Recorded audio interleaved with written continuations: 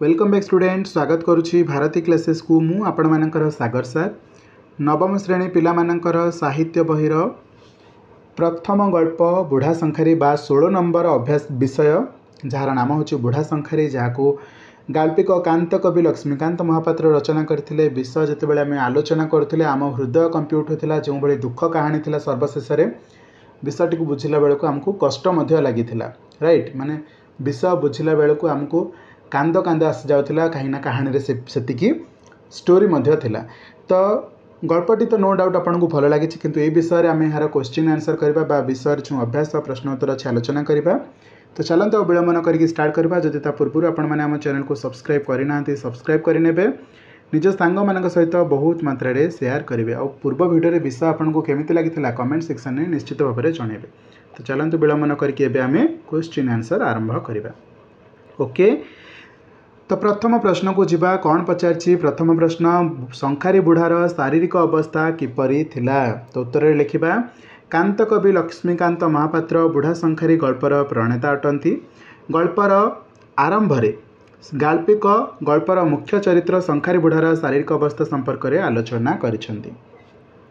सरी आसुथिबा फगुण मासर उदुदिया खरा बेले गाँ मझिरे जाउथिबा शंखारीटी थिला 60 बरसर बुढ़ा।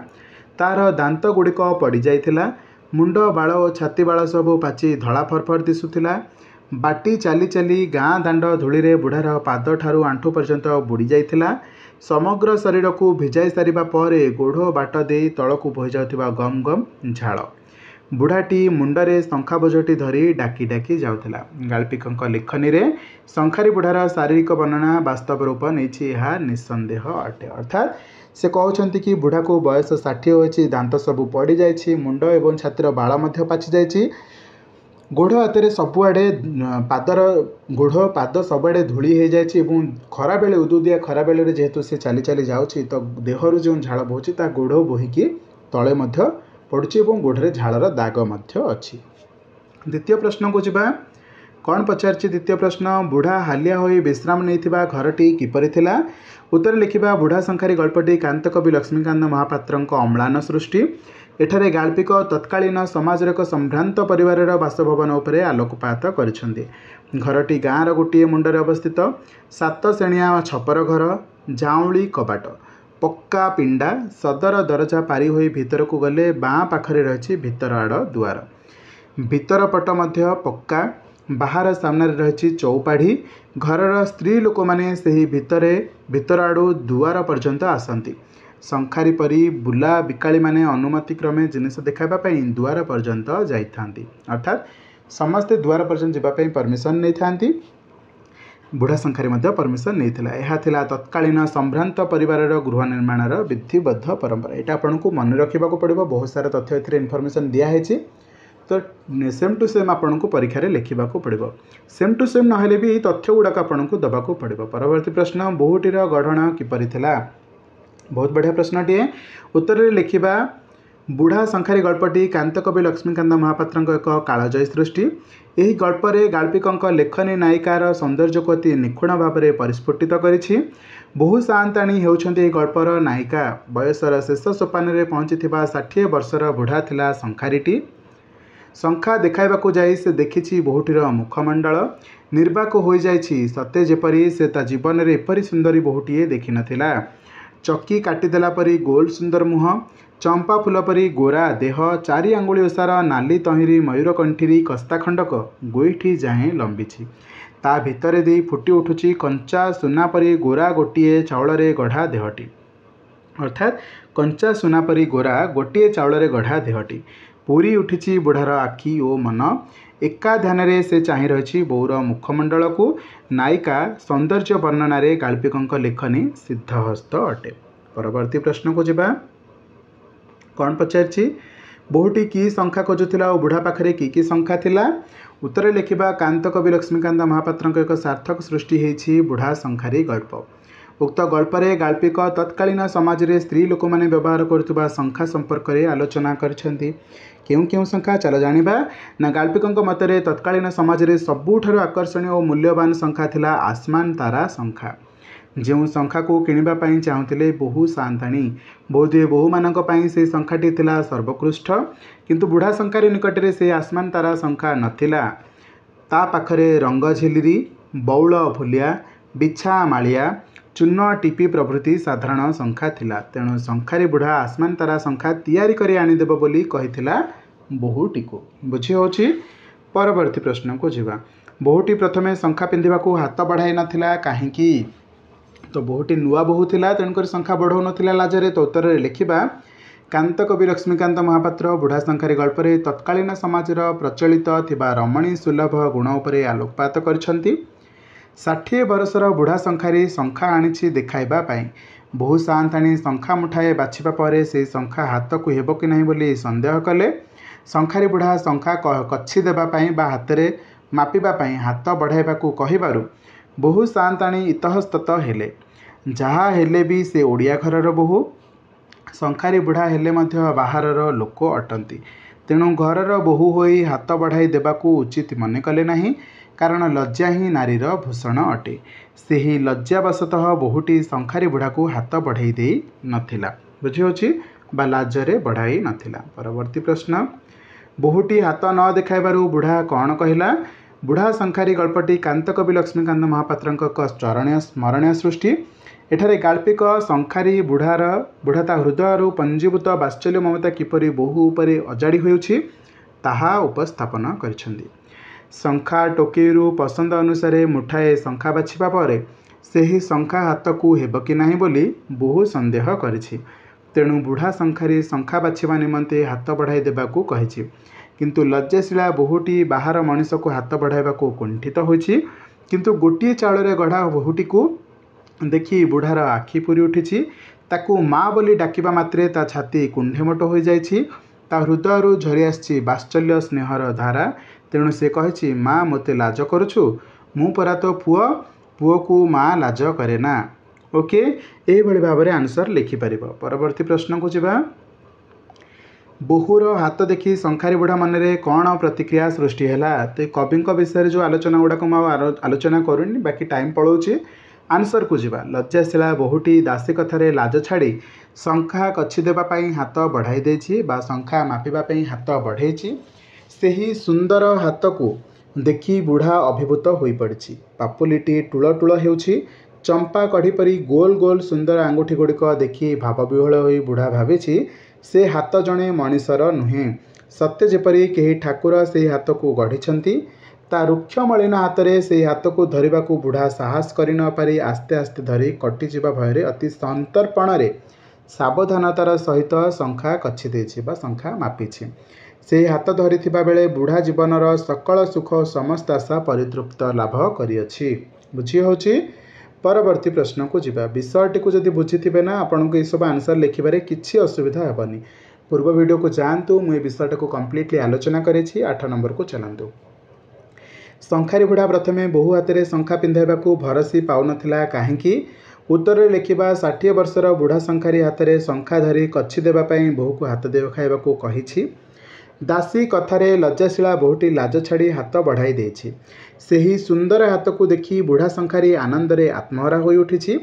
गोल सुंदर हाथ, चंपा कढ़ी परी आंगुठी, टूल टूल हेउथिबा पापुली को देखी बुढ़ा भावविह्वल होई उठिछि। से हाथटी जड़े मनीषर ना कहीं कारीगर ठाकुर ताकू गढ़ी से स्थिर करें। एडे सुंदर हाथ को शंखारी बुढ़ा निजर मलिन रुक्ष हाथ में धरने को साहस करि पारि नाही। बुझी होछि। 9 नंबर प्रश्न को जीवा। कौन पचारछि? बुढ़ा तार जीवनर समस्त सुख तृप्ति केतेबेले पाइला ना बोहू साआंताणी सुंदर हाथ को देखी शंखारी बुढ़ार हृदय आंदोलित होई उठिछि। टूल टूल हेउथिबा पापुली चंपा कढ़ी परी सुंदर आंकुठी गुड़िक देखी भावविह्वल बुढ़ा से हाथ कौन सी मनीषर ना कहीं ठाकुर गढ़ी बोली स्थिर करि पारि नाही। सेपरी निज हाथ को बुढ़ा तार मलिन रुक्ष हाथ में धरने को साहस करि न पारि बाँ हाथ में आस्ते आस्ते धरी शंखा कछिबाकू आरंभ करिछि। कटि जाई रक्त बाहरिबा भୟରେ अति संतर्पण सावधान होई शंखा कचिछि। सेही हाथ को धरिथिबा बेले बुढ़ार आनंदर सीमा रहु नथाए। सेही हाथ रे कोमल स्पर्श लाभ करी सत्य जेपरी ता जीवनर सकल सुख समस्त आशा परितृप्त लाभ करुथिला। बुझी होछि। 9 नंबर पर एबे 10 नंबर प्रश्न को जीवा कौन पचारछि शंखा पिंधे सारी बुढ़ा दाम नेला नहीं कहीं ना गोटे चाउल रे गढ़ा बोहूटी को देखी बुढ़ार आखि पूरी उठीथिला बोहूटी को माँ बोली डाकिदेबा मात्रे बुढ़ार छाती कुंडेमुट हो जाइथिला शंखा कछिबा बेले बोहूर सुंदर हाथर कोमल स्पर्श लाभ करी शंखारी बुढ़ा जीवनर सकल सुख और समस्त आशा परितृप्त लाभ करिथिला हृदय रे से बोहू को मार आसन रे बसाई तार पुओ होई सारिथिला हृदय तार बात्सल्य स्नेहर धारा प्रवाहित होता जो बहु कथा आम आलोचना करछे शंखारी बुढ़ाटी से बोहू को निजर माँ बोली संबोधन करिछि निजकू से मार पुओ बोली संबोधन करिछि एथिरे हृदय बात्सल्य स्नेहर धारा मध्य जना पड़ुछि तेणु सासु सांताणी शंखार दाम पचारिबारु से पुओ होई माँ ठारू दाम नेबा पई मना करि देइथिला किए बुढ़ा शंखारी कहिथिला कि मु पुओ होइकी माँ ठारू शंखार दाम नहीं पारिबी नाही बुझी होछि 11 नंबर प्रश्न कौन पचारछि बुढ़ाटी से गाँ को 2-3 दिन रे थरकु थर कहीं आसे देखंतु बोहूर सुंदर रूप को देखी शंखारी बुढ़ार आखि पूरी उठीथिला तार सुंदर कोमल हाथर स्पर्श पाई बुढ़ा जीवनर सकल सुख और आशा परितृप्त लाभ करिथिला बोहू को माँ बोली डाकिदेबा मात्रे बुढ़ार छाती कुंडेमट मध्य हो जाइथिला बुढ़ार हृदय रे प्रवाहित होइथिला बात्सल्य ममता प्रतिटी मुहूर्त रे ता आखिरी आगरे नाची उठुथिला बोहूटीर कमनीय मुखमंडल से सुंदर हाथ में शंखा कछिदे कोमल स्पर्श लाभ करिवार इच्छा तार प्रबल होई उठुथिला ममतार बंधन रे से एपरी बांधी होइथिला जे बोहू रूपी ता माँ को देखिबा पई तार हृदय व्याकुली होई उठुथिला पुणी कौन लिखा है एथिरे ना कुहायछि तेणु शंखा एक नित्यानी द्रव्य न होइथिले मध्य शंखा बिक्री करने नाम ता माँ को टिके देखा से 2-3 दिन रे थरे से गाँव को आसूला शंखा बिकिबा बा किणवार समय होची पूर्णमी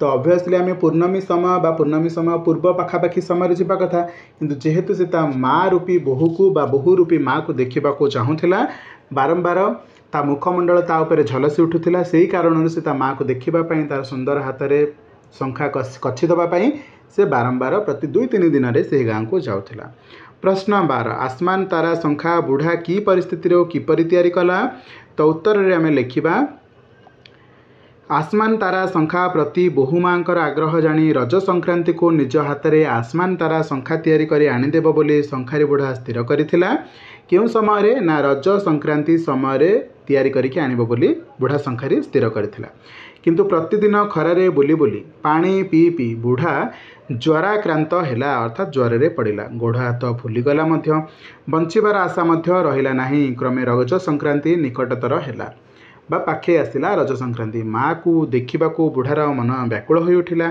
हेले आसमान तारा शंखा नेबाकू पड़िबो तेणु बुढ़ा बहु कष्ट उठी निज हाथ में शंखा तैयारी कला 60 वर्ष काल शंखा गढ़ी गढ़ी से जेते अभिज्ञता हासिल करिथिला जेते हाथ सफेई जानिथिला से सबको पुंजी कर देथिला लगे देथिला सेही निष्ठारे काम को 4 दिन लगे दिनकर काम को 4 दिन लगे रज 2 दिन थाई शंखा गढ़िबा काम शेष कला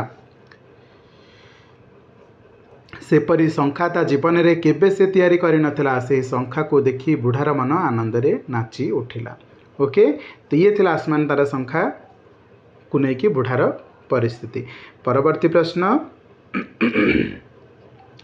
सेथर बुढ़ा डाकिला किंतु भितर उत्तर आसिलानी कहीं तो उत्तर रे लिखिबा प्रतिथर परी सेथर मध्य गामुछारे आसमान तारा शंखा बांधी यथास्थान रे छिड़ा होई शंखारी बुढ़ा डाक छाड़ी किंतु भितरू किछि उत्तर आसिनी कारण से घरर समस्त जानती जे शंखारी बुढ़ा शंखा बिकिबा नाम रे केवल आसे बोहू को देखिबा पाई थरे देखीदेले ता मन शांत हो जाए रज पाई निश्चित आसमान तारा शंखा आनी आसीथिबो तार आग्रह आ पूर्ण होई परिबो नाही से कहारी को शंखा पिंधाई पारिबो नाही किंबा ता मार विधवा रूप को देखि सह्य करि पारिबो नाही बोहू प्रति ता मनरे थिबा गभीर बात्सल्य ममता बोहूर धला शाढ़ी लंगड़ा हाथ गोड़ को केबे स्वीकार करि पारिबो नाही बुढ़ा शंखारी तेणु 60 वर्षर बुढ़ा हृदय आघात देवाई तथा एपरी दुखदायक घटना को बुढ़ा आगे वर्णना करने कहा पाखरे धैर्य नथिला तेणु बुढ़ा जेते डाकिले भी केही उत्तर देउनथिले अर्थात बुढ़ा सर्वोपरि एथर मध्य पिंडारु आसी डाक पकेछि तार बोहूमा को देखिबो एवं आसमान तारा शंखा दब किंतु सेपटे जे बोहू विधवा हो सारी से विधवा रूप को बुढ़ा शंखारी को देखले बोध हुए बुढ़ा मन में अनेक आघात हम। यही कारण कहीं डाक शुणुना कि कहीं उत्तर देउना। परवर्ती प्रश्न को जावा। बुढ़ा निजे न मरी माँ को देखा आसला बोली कहबार उद्देश्य कौन अटे ना शंखारी बुढ़ा थिला ज्वराक्रांत। ज्वर होइतिला बुढ़ा शंखारी को हाथ गोड़ फुली जाइतिला मध्य। बंचिब बोली आशा नथिला तथापि सेथिप्रति खातिर न करी बहु कष्टरे ता माँ पई आसमान तारा शंखा तैयारी करी आनिथिला। किंतु जेतेबेले से देखिला तार माँ निस्तब्धरे आसी छिड़ा होइछि। पादरे झुमुरु झुमुरु शब्द मध्य नाही। देहरे कुंभ किनारा दक्षिण पाट नाही। गोड़ दुईटा लंगला पिंधिछि खंडे धला थान लुगा। सेतेबेले बुढ़ार देह थरी उठिला। मुंड घूरीगला। तार खाली हाथ दुईटा को देखी बुढ़ा भो भो करी रड़ी करी कहला मालो मु न मरी कहीं तोते देखा आसिली। अर्थात मु मरी जाइथिले भल होइथांता तोर सुख सौभाग्य को मु कहीं नहीं गली। बहुर वैधव रूप देखा पूर्वर निजर मृत्यु को बुढ़ा सत गुण में श्रेयस्कर मन करुला। अर्थात बहुर विधवा रूप प्रतिबदल बुढ़ा निजे मरीजा 100 गुण ठाकुर आगे मनस्कामना करुछि। आउ कहूँ कि बोध हुए मु मरीजाटा 100 गुण भल थिला। परवर्ती प्रश्न बहुटीर वर्तमान परिधेय किपरि थिला जहाको देखि बुढ़ा शंखारी निजको संभाली पारिला नाही। तो उत्तर रे आमे केमती लिखिबा। गोटे चाउल रे गढ़ा बहुटीर 4 आंगुली ओसार नाली मयूर किंठिरी साड़ी भितर फुटु उठिथिबा कंचा सुना परी गोरा देह को देखि बुढ़ार आखि पूरी उठिथिला। ताकू माँ बोली स्वीकार मध्य करिथिला। ज्वर रे पीड़ित होई मध्य बहु कष्ट रे ता पे आसमान तारा शंखा तैयारी करी आनिथिला। किंतु जितेबेले से देखिला बहुटी कुंभ किनारा दक्षिणापाट परिवर्ते पिंधिछि खंडे धला थान लुगा। गोड़ दुईटा लंगला हाथ दुईटा शून्य। सेतेबेले बुढ़ा निजको संभाली पारि नथिला। बुझिहोछि। परवर्ती प्रश्न बा एटा आपनक विषयर शेष प्रश्न 16 नंबर प्रश्न कौन पचारिछि। बुढ़ा शंखारी आनिथिबा शंखा कांदी कांदी बाहर चूना करदेला कहीं भांगी देथिला कहीं तुटी देथिला कहीं। उत्तर रे लिखिबा रज संक्रांति को आसमान तारा शंखा तैयारी करी आनिदेव बोली कहिथिला बुढ़ा शंखारी। तेणु से ज्वर पीड़ित होई मध्य जत्नर सहित 60 वर्षर सकल हाथ सफाई को प्रयोग करी आसमान तारा शंखा तैयारी करी आनिथिला। माँ को पिंधाई देव बोली मनरे थिला तार असीम उत्साह और आनंद। माँ बोली काहाकू से संबोधन करुछि से नुआ बोहू को जहाकू से माँ बोली संबोधन करछि जो बोहूर पुओ बोली निजको संबोधन करिछि। किंतु जेतेबेले देखिला माँ तार पिंधिछि धला लुगा हाथ और गोड़ फुंगुला सेतेबेले से निजको संभाली पारि नाही। जो माँ पाई से शंखा तैयारी करिथिला से हिंदू घरर प्रथानुजाई आउ केभे भी शंखा पिंधि पारिबो नाही। अर्थात विधवा नारीटे केभे भी आउ सही शंखा को पिंधि पारिबो नाही। से शंखा निरर्थक हो जाइछि। तेणु बुढ़ा शंखारे कांदी कांदी शंखा को बाहर कचाड़ी चूना कर देछि एवं कांदी कांदी आउ बहुर मुह को न देखिकी सीधा गोटे ध्यान रे पलै जाइछि ता बाटरे। ये थिला से बुढ़ा शंखारी गल्प जार प्रश्नोत्तर को आम वीडियो माध्यम आलोचना करछे। बहु कष्ट देइथिबा भली एक गल्प जहाँकि जो पाठक पाठिका पढ़ी से समस्ते यही गल्प रे कष्ट पाइछन्ति। आशा करुँच आपण मानकु विषयटी बुझा पड़िथिबो प्रश्नोत्तर बुझा पड़िथिबो निज खाता रे लिखि रखंतु बारंबार प्रैक्टिस करंतु ताकि यही भली शब्द प्रयोग करके आपण परीक्षा रे लिखि भलो मार्क पाई परिबे। ओके आशा करुँच आपण माने कोन परवर्ती वीडियो देखिबा पई आम चैनल को एबेठारु ही सब्सक्राइब करि रखिथिबे निज सांग मानक सहित वीडियो को शेयर कर देथिबे। बाकी वीडियो जदि कष्ट देछि निश्चित भाव कमेंट सेक्शन में जनइबे लाइक करके जीवे। चलते थैंक यू सो मच पिला माने वीडियो को शेष पर्यंत देखिथिबारु पुणी थे जय जगन्नाथ।